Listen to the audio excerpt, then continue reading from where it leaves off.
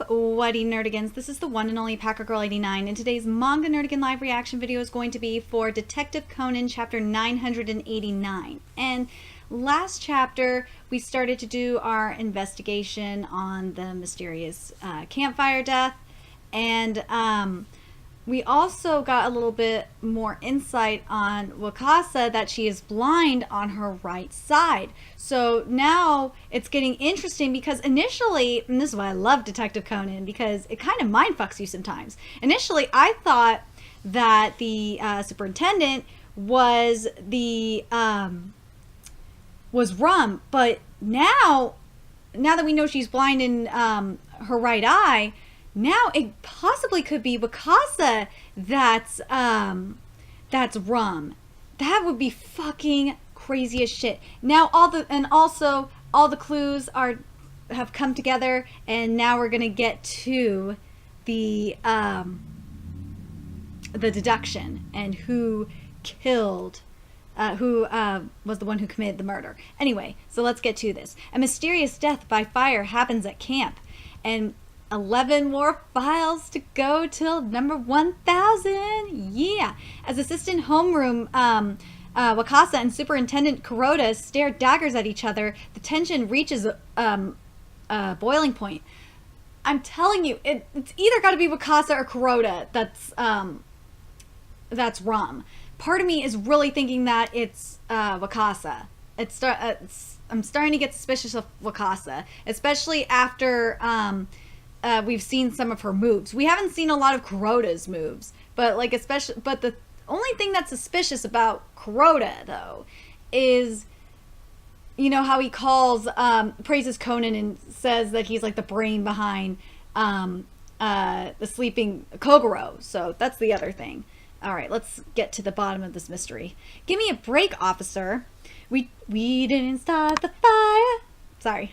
We didn't start the fire inside Urishibara's tent. Conan has noticed the truth behind the death by fire, all thanks to WAKASA-sensei's hint.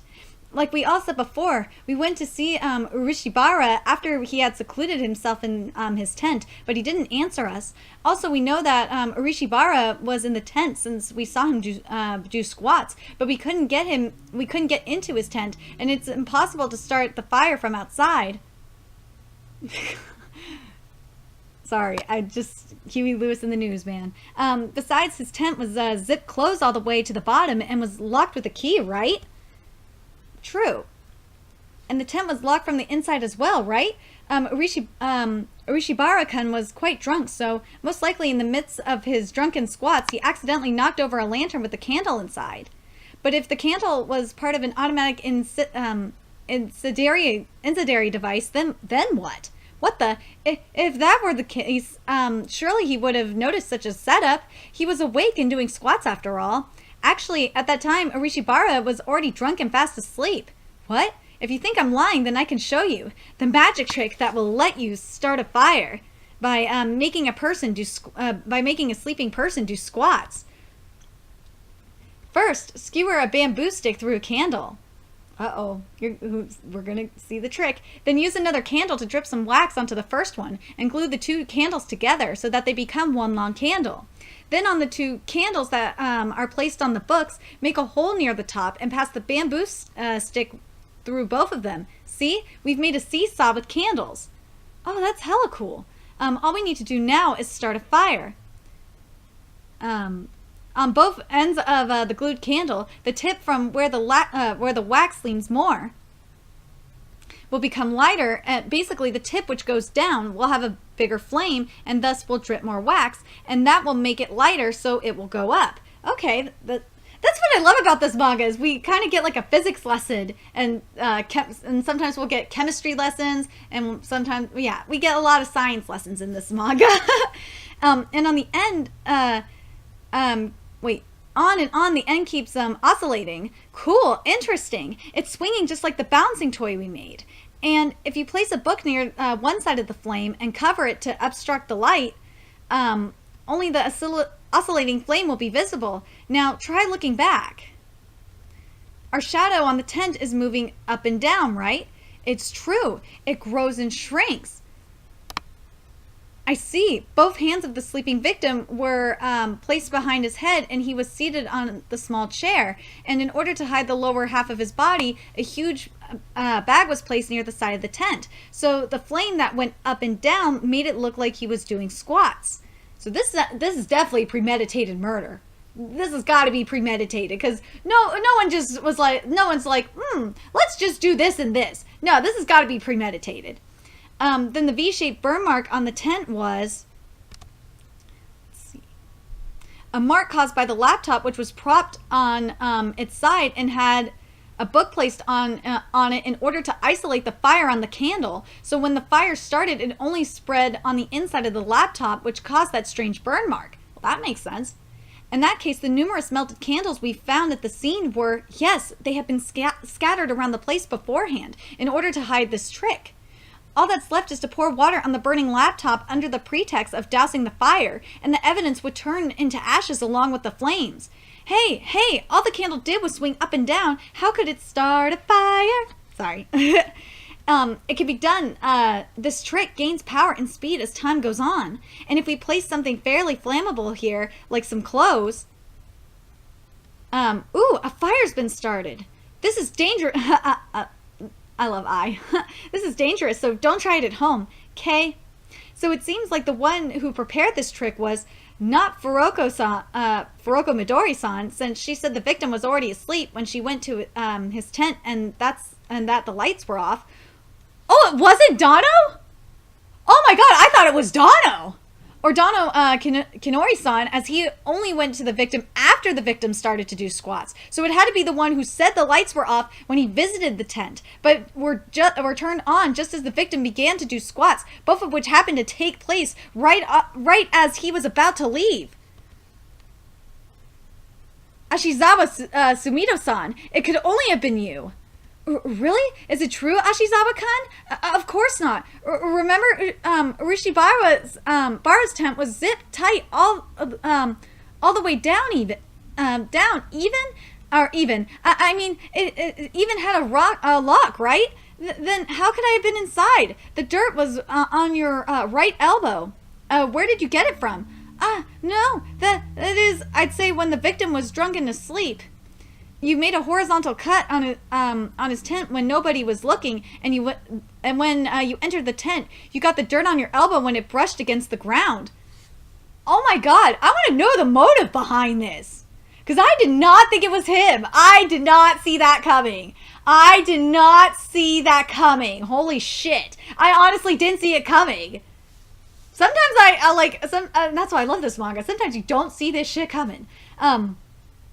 I see, of course, the cut wouldn't be noticeable after the tent burns down, yes? I accidentally fell, yeah. That must have been when... Then why did you take off the tape from your right hand? He had taping on his right hand, right? Yeah, it was wrapped around his index finger. Yes, we saw it when he was stirring the curry. And the person named Urishibara had tape on his right hand's index and middle fingers. And what about Urishibara's left hand, His left hand was not taped, was it? But when his burnt body was found, both of his hands had tape on them, which means that maybe the criminal removed the tape from their own hands and wrapped it around the victim's hands on purpose. When the culprit was placing the drunk victim's hands behind his head, he also taped the fingers together so it would be difficult to get them free. And if that's the case, it should be right there on the remains of the tape from the left hand, your DNA skin particles, and hair from your finger. Sometimes it's like, dude, have you thought about, have these idiots not thought about wearing gloves? And maybe this is why it was just like a spur of the moment murder and not premeditated. But anyway, and if you have not gotten rid of the knife used to cut the tent, I suppose we will find fibers on it which will match those of the victim's tent. In fact, I do have it. Kia, don't move! Come any closer and the girl gets ripped to shreds. Ayumi-chan, why is it always Ayumi? I swear, it's always Ayumi. Yeah, that's right, I burned that bastard down. But why? You didn't have a grudge against him, right? Not a grudge, a weakness. Remember when Donna was injured and I was able to enter the competition? I asked Urishibara to do it. What? He asked Urishibara to do it? What? What?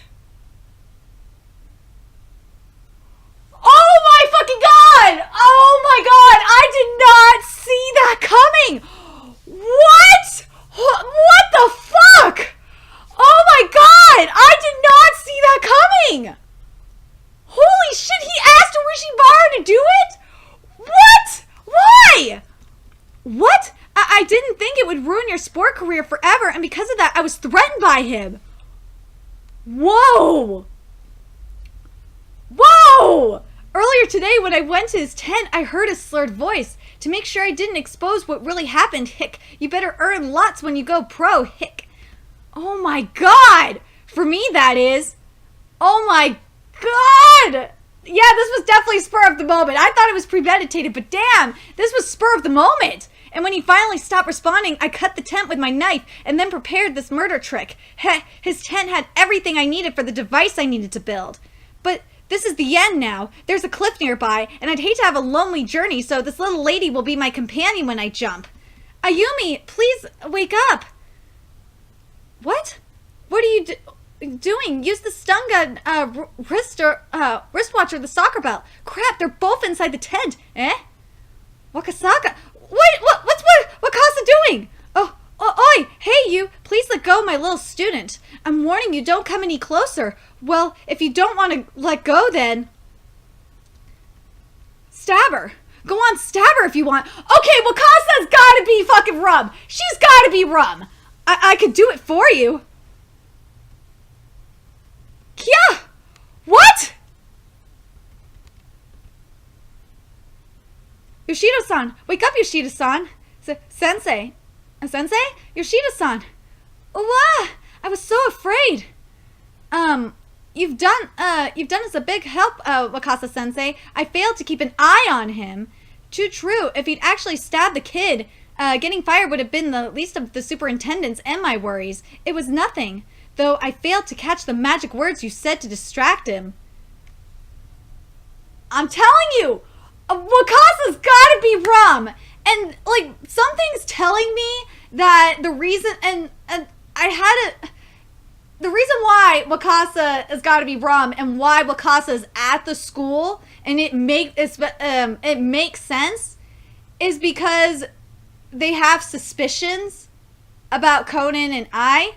They already know about Conan. Conan. They know about Conan, and they want to keep a close eye on Conan. But I think it's the same thing with I as well. So, and with Haibara as well. So anyway, is that so? Oi, did you see that, Haibara? What? The face of the criminal when Superintendent Kuroda seized him. Yeah, it was like he was frozen still. Maybe he was taken aback by the fury of his teacher protecting her student. Did you notice her right eye? I'll say this once. I like Wakasa-sensei, so don't speak ill of her. Huh? Something's inside her pocket. That shape. But what could it be? Oh my god! Oh my god! This is really making me think Wakasa is rum. I swear, I really initially thought the superintendent was rum, but it would have. Just thinking of, the more I think about it, like with the his right eye being blacked out. But also the thing that's really making it. Hold on a second. What on earth are the true intentions of the woman who masked her feelings? Next issue, a new series where a swordsman appears. What? Okay, so the author's we're not gonna have any Detective Conan for 2 weeks because the author's gonna gather info. Okay, that's fine. But oh my god. But the thing is making me question if Wakasa is rum at the same time is because usually Haibara has that bad feeling around members of the Men in Black. But I wonder if it's because Wakasa is able to because it says here the woman who masks her feelings. I wonder if it's because she masks her feelings so well that Haibara isn't able to detect it. If that's the case, that would make a lot of sense. And plus, Haibara doesn't know what rum looks like either. So again, that would make sense. I'm curious what you nerdigans think about that. Do you guys, are you guys starting to think that Wakasa is rum? I'm really getting suspicious about, especially with what she said to the killer. I mean, that just really made me it really is starting to convince me that she is rum. And fuck, and what do you think is in Wakasa's pocket? What is in Wakasa's pocket? It's really making me suspicious.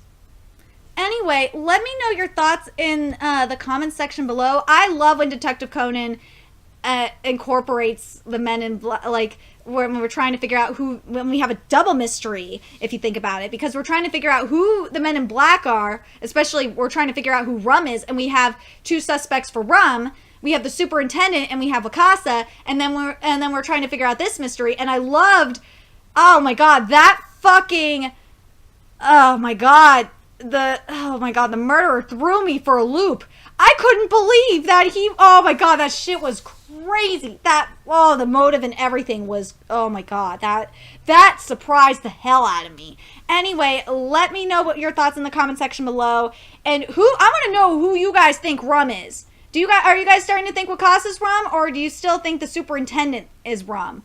Anyway, let me know your thoughts in the comment section below, and remember to like, comment, share, and subscribe to Nerdigans Inc. If you love what I'm doing and want to contribute to the Nerdigans Inc. expansion, there are a few ways you could do that. You could donate to the Nerdigans Inc. Patreon, PayPal, or purchase something off the Nerdigans Inc. Amazon wishlist. Everything's in the description box below.